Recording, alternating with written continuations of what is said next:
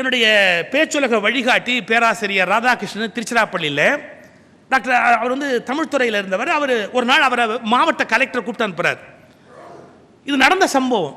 கூப்பிட்டு அனுப்பிச்சு ஒரு ஸ்லிப்பு கையில் கொடுத்தார். இந்த நம்பர் பேப்பர் உங்ககிட்ட வந்திருக்கு கரெக்ஷனுக்கு, இந்த நம்பர் பேப்பர் உங்ககிட்ட வந்திருக்கு அப்படின்னு. இவர் சொன்னார், அப்படியா அப்படின்னார். அது யாருன்னு சொல்லணுமா? ஒரு மிகப்பெரிய விஐபி அரசியல் தலைவர் ஒருத்தர் பேரை சொல்லிட்டு அவருடைய மகனோட நம்பர். நீங்கள் பார்த்து போட்டுட்டிங்கன்னா உங்களுக்கு நல்லது, எனக்கும் நல்லது. நீங்கள் பார்த்து போட்டுட்டிங்கன்னா, பார்த்து மார்க் போட்டுட்டிங்கன்னா உங்களுக்கு நல்லது, எனக்கு நல்லது. இவர் சொல்கிறார், பார்த்துட்டா மார்க்கே போட முடியாது. பார்க்காம போட்டிருந்தா போட்டிருக்கலாம், பார்த்துட்டா எப்படி மார்க் போடுறது அப்படின்ட்டு. தெரியல சார், நான் நேற்றுக்கு நைட்டு சில நம்பர் நேருக்கு பேப்பர் திருத்தி நான் காலேஜில் பார்சல் அனுப்பிச்சுட்டேன் காலையில். இது அதில் போச்சா இல்லையான்னு எனக்கு தெரியல. அதான் ரொம்ப சாமர்த்தியமான பதில். நான் நேற்றுக்கு நைட்டே சில பேப்பர்லாம் கரெக்ட் பண்ணி நான் அனுப்பிச்சி விட்டேன், அதில் இது போச்சா இல்லையான்னு எனக்கு தெரியல, நான் அப்புறம் பார்த்துட்டு சொல்கிறேன் அப்படின்ட்டு வந்து அன்றைக்கே உட்காந்து எல்லா பேப்பரையும் திருத்தி முடிச்சு முதல்ல அனுப்பிட்டு அனுப்புறதுக்கு முன்னாடி கடைசியாக இந்த நம்பர் எவ்வளோன்னு மார்க் பார்த்தா வெறும் 20 மார்க். அவர் ஒன்றுமே கொலை பண்ணி அப்படியே வேற பார்சல் பண்ணி அனுப்பிச்சிட்டாரு. ஆனால் அந்த நம்பரை குறித்து வச்சுக்கிட்டு ரிசல்ட் வரும்போது பார்த்தா அவன் செகண்ட் கிளாஸில் பாஸ் பண்ணியிருக்கான். அப்போ என்ன அர்த்தம்? இவர் நேர்மையாக இருந்தாலும் இவருக்கு மேலே இருந்தவன் நேர்மையாக இல்லை. அப்ப இந்த நாடு ஏன் வீணா போகுதுன்னா, கீழ் இருக்கிறவர்கள் நேர்மையாக இருந்தாலும் மேலிருக்கிறவர்கள் நேர்மையாக இல்லாத போது ஒரு தேசம் வீணாகி விடுகிறது. என் நோக்கம் யாரையும் விமர்சிப்பதல்ல. 2020க்குள்ளாக இந்த நாடு வலிவு பெற்ற வளமான நாடாக மாறியே தீர வேண்டும் என்பதை மனதில் பெற வேண்டும் என்றால் நானும் நேர்மையாக இருக்க வேண்டும், எனக்கு மேலிருக்கவனும் நேர்மையாக இருக்க வேண்டும் என்பதை நான் வற்புறுத்த விரும்புகிறேன். நேர்மையற்றவர்களை சகித்துக் கொள்ளாதீர்கள், நேர்மையற்றவர்களை சகித்துக் கொள்ளாதீர்கள். அப்படி சகித்துக் கொள்வதன் மூலமாக ஒரு தேசம் மிகப்பெரிய வீழ்ச்சியை சந்திக்க வேண்டி இருக்கிறது என்பதை தயவு செய்து மனதிலே கொண்டு ஒவ்வொரு காரியத்தையும் செய்ய பழகுங்கள். 2, ஒரு தொழில் செய்கிற போது அந்த தொழிலில் 100க்கு 100 விழுக்காடு தொழில் நேர்மை என்பதை நாம் பின்பற்றினோமா? 2வது, நேர்மை மட்டுமல்ல, தொழில் நேர்த்தி. 2க்கு வித்தியாசம் இருக்கு. தொழில் நேர்மை, பிறகு தொழில் நேர்த்தி. நேர்மை என்பது என்ன? நாம் செய்வதில் சில நேர்மையும் செய்யலாம், அநீதிகளும் செய்து 5-10 பணம் சம்பாதிக்க முடியும். நேர்மையை பொறுத்தளவில் நம்முடைய மனோபாவம் எப்படி என்று கேட்டால், நாம் பிறர் நேர்மையாக இருக்க வேண்டும் என்று எதிர்பார்க்கிறோமே ஒழிய அது நம்மிலிருந்து தொடங்கப்பட வேண்டியது என்பதை புரிந்து கொள்வதில்லை. நாம் இன்னொருவர் நேர்மையாக இருக்க வேண்டும் என்பதை பற்றி வற்புறுத்துகிறோம். ஆனால் நான் நேர்மையாக இருக்கிறேனா என்ற கேள்வியை எழுப்புவதற்கு தவறி விடுகிறேன். ஒரு விசித்திரமான விஷயம். ஒரு ரொட்டி வியாபாரி, ஒரு வெண்ணெய் வியாபாரி. ரொட்டி வியாபாரிக்கு வெண்ணெய் வியாபாரி வெண்ணெய் சப்ளை பண்ணுவார் இல்லையா? இந்த ரொட்டி வியாபாரி வெண்ணெய் வியாபாரிகிட்ட சொல்கிறாரு, ஏப்பா நீ எல்லாம் ரைட்டு நல்லா இருக்கு, உன் வெண்ணெய் தரமாக தான் இருக்கு, ஆனால் எடைன்னு பார்க்குற போது எடை ரொம்ப குறைவாக இருக்கேப்பா, ரொம்ப அக்கிரமமாக இருக்கேப்பா, இப்படி குறைவெல்லாம் இருந்தால் எப்படி நியாயம்? 2-3 தடவை சொல்லி பார்த்தாரு, கேட்கல. ஒரு 3-4 தடவை போலீஸில் கம்ப்ளைண்ட் கொடுத்துட்டாரு, கேஸ் வந்துருச்சு. அந்த வழக்கை விசாரிக்கிறவர் கேட்டார், என்னப்பா நீ இது மாதிரி உன் வெண்ணெய் பொட்டலத்தில் எடை சரியா இல்லையாமே அப்படின்ட்டு அந்த சீஸ் பண்ணி வச்ச வெண்ணெய் பொட்டலத்தை நிறுத்து பார்த்தா 500 கிராம் அப்படின்ற கணக்கு, ஆனால் 450 கிராம் தான் இருந்தது. ஏப்பா 500 கிராம்னு சொல்லி 450 கிராம் நீ விற்கிறியப்பா, நியாயமா? அதுக்கு அந்த வெண்ணெய் வியாபாரி ஒரு சொன்னான், எங்கிட்ட 500 கிராம் கல் இல்லைங்க. அப்புறம் எப்படி நிறுப்ப? இவர் ரொட்டியில் 500 கிராம்னு போட்டுருக்குதுங்க, அதனால் நான் ரொட்டியை அந்த பக்கமாக வச்சிருவேன், இந்த பக்கமா வெண்ணெயை வச்சிருவேன், நிறுத்து பார்த்தா கரெக்டா இருக்கு. இப்ப கூட அவர் ரொட்டி அந்த பக்கம் வைங்க, என் வெண்ணெய் கரெக்டா இருக்கா இல்லையா பாருங்க. இப்ப மனிதர்கள் பாருங்க, அடுத்தவன் நேர்மையா இருக்கணும்னு வழக்கு போடுற அளவுக்கு ரெடியா இருக்கிறான், இவன் நேர்மையாவே இல்லையே. நேர்மை என்பது பிறரிடமிருந்து தொடங்குகிற சரக்கு அல்ல, நேர்மை என்பது தன்னிடமிருந்து தொடங்க வேண்டிய சரக்கு என்கிற விழிப்பு ஒவ்வொருவருக்கும் ஏற்பட்டாக வேண்டும். அதே மாதிரி நான் ஒரு கருத்து அன்பு என்னுடைய சீடியில் சொல்லியிருப்பேன்.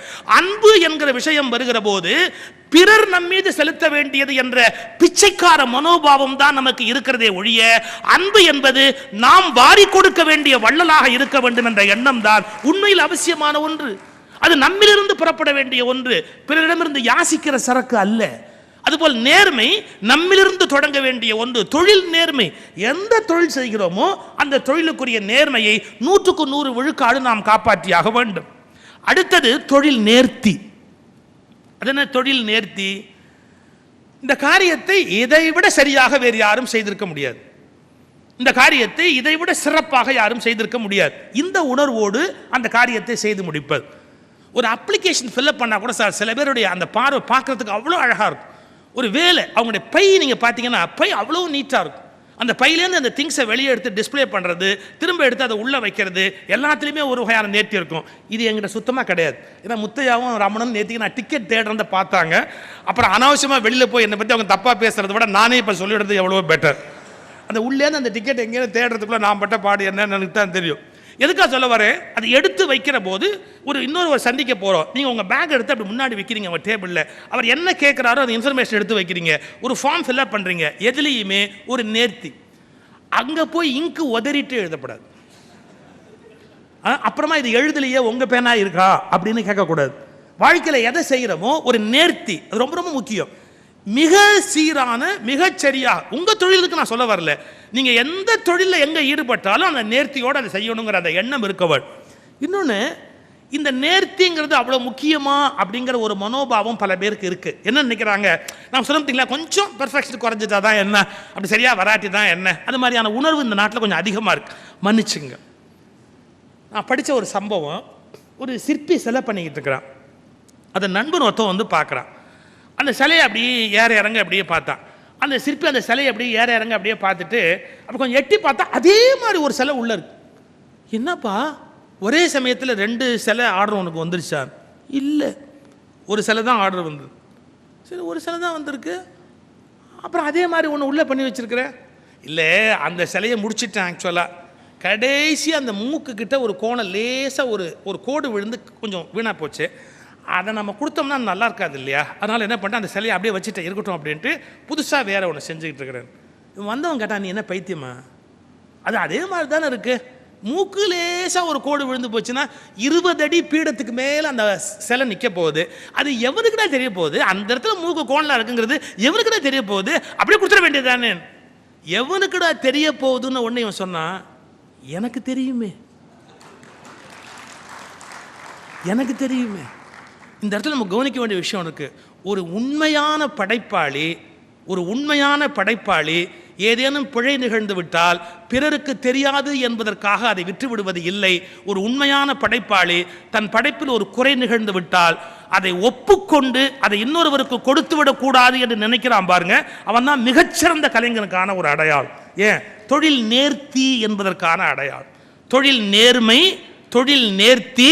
அது மற்றவங்களுக்கு தெரிஞ்சா பரவாயில்ல, மற்றவங்களுக்கு தெரியாட்டியும் பரவாயில்ல. சார், மற்றவனுக்கு தெரிஞ்சாலும் தெரியாட்டாலும் நான் யோகினா இருக்க வேண்டாமா? அவனுக்கு தெரிய போதா சார், இவனுக்கு தெரிய போதா சார் அப்படின்னா அதெல்லாம் ஒரு கணக்காயிடுமா?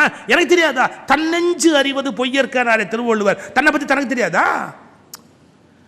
இது ரொம்ப முக்கியம். அந்த தொழில் நேர்த்தி என்பது மிக மிக முக்கியமான ஒன்று. ஐயா, நான் ஏன் இதை வற்புறுத்துறேங்கிறதுக்கான காரணம் சொல்ல பாருங்க. எந்த வேலையை செஞ்சாலும் பர்ஃபெக்டாக செய்யணும். நான் கோயம்புத்தூரில் வீடு கட்டினேன். ஐயோ, இந்த வீடு கட்டின போது நான் பட்ட பாடு நாய்படாது, அவ்வளவு கஷ்டம். ஏன்னா நம்ம நாட்டில் எப்படின்னு கேட்டிங்கன்னா, ப்ளம்பர்னு வருவான், அதுக்கெல்லாம் படிச்சிருக்க மாட்டான். எலக்ட்ரீஷியன் வருவான், அவனுக்கு அதை பற்றி எதுவுமே தெரியாது. இப்போ எனக்கு அது தெரியாதுங்கிறது தெரியுமே ஒழிய தெரியவன் எப்படி இருப்பான்னு தெரியாது. இவனுக்கு தெரியாதுங்கிறது கரெக்டாக தெரியும். ஏன்? நீங்கள் நான் சொல்ல தப்பாக நினைக்காதீங்க. நீங்கள் பாருங்களேன், இப்போது இந்த டைப்பில் நட்டு இருந்தால் இந்த வாய்ஸ் ஸ்பேனர் போட்டு தான் திருகணும்னு ஒரு முறை இருக்கு இல்லையா? அதை விட பெருசு, அதை விட சின்னதை வச்சு தட்டி திருப்புவான். செய்யலாமா? அப்புறம் எதுக்காக நம்பர்னு ஒன்று வச்சுருக்கிறேன். நீங்கள் பாருங்கள், ஸ்க்ரூ போட்டு முடுக்கிறதுக்கு ஒரு ஆணி இருக்கு இல்லையா, அதை சுற்றி வச்சு அப்படியே அடிப்பான். என்ன அப்புறம் ஸ்க்ரூ ஏன்டா வச்சுருக்கிறான்னா, அது ஸ்க்ரூ கயண்டவன் யாரோ வச்சுருக்கிறான் சார், ஸ்க்ரூ கயண்டவன் ஒன்றும் வச்சுருக்கிறான் சார், சும்மா அப்படியே அடிச்சு அப்படியே உள்ளே போகுது. எனக்கு எவ்வளவு வயிறு பற்றிட்டு எரிந்துறீங்களா? அப்புறம் எதுக்குடா அதில் ஸ்க்ரூ வச்சான் அப்படின்னா, எனக்கு தெரியாது சார், ஒன்னொன்னே ஸ்க்ரூ போட்டால் லேட் ஆகிடும் சார், ஒரே சுற்றியில் ஓங்கி ஒரு அடி அடிச்சுட்டு அவன் பாட்டுக்கு அப்படியே போவான். அதான் சொன்னேன், அவன் வீணாக்குன செங்கல் சிமெண்ட் மணல் இருந்தால் ஆங்கோர் ஏழைக்கு வீடமைத்து தந்திருக்கலாம். அந்த மிச்சத்தில் ஆங்கோர் ஏழைக்கு வீடு கட்டி கொடுத்துருக்கலாம். அப்படி வீணாக்குவான். இல்லை, நான் ஏன் தான் அப்படி வீணாக்குறேன்னு அவனை போய் கேட்டாச்சுன்னா சொல்லுவான், எனக்கே 3 வீடு இருக்கு தெரியுமா, நான் ஒன்றும் ஏழை இல்லை உன்ட்ட வந்து வேலை பார்க்கறதுக்கு, எனக்கே 3 வீடு இருக்குது அப்படிங்கிறான். என்ன பேசுறது? ஏன்னா இதை வீணாக்கக்கூடாது, ஒரு பொருளை வீணாக்கக்கூடாது, அழிக்கக்கூடாது. இந்த எண்ணம் மனசில் வரணுமா இல்லையா? நீங்கள் இப்படி புரிஞ்சுக்கங்களேன், நம்ம ஏன் அதை வீணாகக்கூடாதுன்னா, அது என் காசு இல்லைங்கிறது இன்றைக்கி மக்களுடைய ஆட்டிடியூட். என் காசாக இருந்தால் அது ஒரு மாதிரி, அவன் காசாக இருந்தால் ஒரு மாதிரி. இது ஒரு தவறான பழக்கம். ஏன் காசுனா ரொம்ப கவனமா இருக்கிறது, அவன் காசுனா அதை பத்தி கவலை இல்லாம இருக்கிறது. இது ஒரு தவறான பழக்கம். இதுக்கு அடுத்தது என்ன அப்படின்னு கேட்டா, எவ்வளவோ போகுது, அதோட இதுவும் போயிட்டு போ, என்ன கெட்டு போச்சு. இது இன்னொரு மோசமான பழக்கம். நான் எதுக்காக இதை சொல்றேன்னா, நாம எப்படி நடந்துக்கிறோங்கிறத பொறுத்து தான் வாழ்க்கை நமக்கு திருப்பி கொடுக்கும். இந்த பிலாசபி யாருக்கும் புரிய மாட்டேங்க. ஒரு பில்டிங் கான்ட்ராக்டர் வீடு கட்டுறாரு, ஒரு முக்கியமான ஒரு மேஸ்திரியை வச்சு முழுக்க நம்பி அவர்கிட்ட ஒப்படைச்சிருவார். இதை நீ பார்த்துக்க அப்படின்னு. இவர் போகக்கூடிய அவசியமே இல்லை, அவ்வளோ பர்ஃபெக்டாக கட்டுவார். திடீர்னு ஒரு நாள் அந்த மேஸ்திரி வந்து சொன்னார், சார் இனிமேல் என்னால் வேலை பார்க்க முடியாது சார், நான் ரிட்டையர் ஆக போகிறேன், என்னால் வேலை செய்ய முடியாது, என்னை விட்டுடுங்க அப்படின்னு சொன்ன உடனே அந்த பாஸ் சொன்னார், இல்லை ஒரு ப்ராஜெக்ட் நான் எடுத்துட்டேன், உன்னை நம்பி தான் எடுத்துருக்கிறேன், தயவுசெய்து அந்த இடத்துல மட்டும் ஒரு வீடு கட்ட வேண்டியிருக்கு, நீ தயவுசெய்து பார்த்து நல்லா கட்டிடு, நான் வரக்கூட நேரம் கிடையாது, நீ கட்டு அப்படின்னு. தலையெழுத்து இவன்ட்டு போய் மறுபடியும் மாட்டிக்கிட்டு கடைசியாக கேட்க மாட்டேங்கிறான், இன்னும் வர வேண்டிய பணம் பாக்கி இருக்குது, ஒழிஞ்சு போன்னு ஒப்பேத்தனா, கண்டபடி கட்டினான், தாறுமாறாக கட்டினான். எல்லாம் முடிச்சதுக்கப்புறம் சாவியை கொண்டு வந்து கொடுக்குறான் முதலாளிகிட்ட, நீங்கள் சொன்னபடி அந்த வீட்டை கட்டிட்டேன். ஒரு நிமிஷம், என்ன இவ்வளவு வருஷம் நீ என்கிட்ட வேலை பார்த்தல, அதுக்கான பரிசு அந்த வீடு, அதுக்கான பரிசு அந்த வீடு இந்தா வச்சுக்க. அப்போ அடிச்சுக்கிட்டான் பாருங்க. ஷோ, இது எனக்கு தான் கொடுக்க போகிறான்னு தெரிஞ்சிருந்தா எப்படி கட்டியிருப்பேன் தெரியுமா, இது எனக்கு தான் கொடுக்க போகிறான்னு தெரிஞ்சிருந்தா நான் எப்படி கட்டியிருப்பேன் தெரியுமா. எனக்கு இந்த கதை முக்கியம் இல்லை, ஒரு மெசேஜ் இருக்குது. நீங்கள் இந்த உலகத்தில் என்ன மாதிரியான காரியங்களை செய்கிறீர்களோ அதை வைத்துதான் கடவுள் உங்களுக்கு சம்பளம் கொடுக்கிறார். அதாவது அவராக எதையும் கொடுப்பதில்லை, உங்கள் செயல்கள் மூலமே தான் உங்களுக்கு கடவுள் சம்பளத்தை கொடுக்கிறார் என்பதை தயவு செய்து புரிந்து கொள்ளுங்கள்.